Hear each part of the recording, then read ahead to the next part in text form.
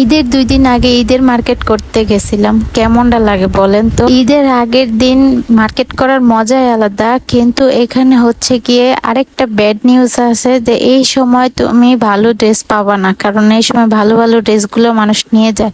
আমরা ভাবতেছি যে আমরা নর্থ টাওয়ার মার্কেটে যাব, তো আমরা ইফতারি করব হচ্ছে গিয়ে কাচ্চি ভাইতে, কারণ ওইখানে আশেপাশের মধ্যে কাচ্চি ভাইতে ছিল। তো আমরা 1 ঘন্টা আগে গেছিলাম ইফতারির, তারপরও আমরা জায়গা পাই নাই। তো এখন কি করব আমরা?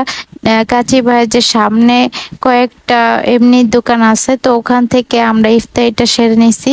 তো তারপরে হচ্ছে গিয়ে আধা ঘন্টা টাইম লাগবে। ইফতারির পরেও আমরা হচ্ছে গিয়ে কাচ্চি ভাইতে খাওয়া দাওয়া করব। তো যার কারণে হচ্ছে আমরা একটু জমজম টাওয়ারে ঘুরতে গেছিলাম। তো ওইখানে মেইনলি আমরা কোনো মার্কেট করব না। এদিকে আম্মুকে বললাম যে আমার ভিডিও করে দাও, তো আম্মু ওখানে ভিডিও করতেছিল। তো এখন আমরা অনেক কিছু দেখলাম, জামা কাপড় সবকিছুই আমার অনেক পছন্দ হয়েছে।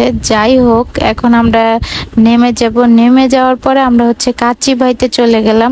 তো ওইখানে যেও আমাদেরকে 10 মিনিট ওয়েট করতে লাগছে, যে এত পরিমাণের মানুষ, কি বলবো। তো অনেক ভালো লাগতেছিল। আমি মেইনলি হচ্ছে কি কাচ্চি বাড়িতে খাওয়ার জন্য হচ্ছে গিয়ে নর্থ টাওয়ারে গেছিলাম। তো যাই হোক, এখন আমরা নর্থ টাওয়ারে চলে গেলাম কাচ্চি বাড়িতে খাওয়ার পরে। তো এখানে অনেক সুন্দর সুন্দর ড্রেস ছিল, কিন্তু আমার কোনো ড্রেসই পছন্দ হইতেছিল না। আমি শুধু আয়নার সামনে গিয়ে বারবার পোজ নিতেছিলাম। তো তারপরে হচ্ছে গিয়ে আমি একের পর এক পোজ নিতেই ছিলাম। আর এখানে হচ্ছে গিয়ে 6,000 টাকার একটা ড্রেস দেখছে, তো ওইটা আমার কাছে মোটেও ভালো লাগেনি।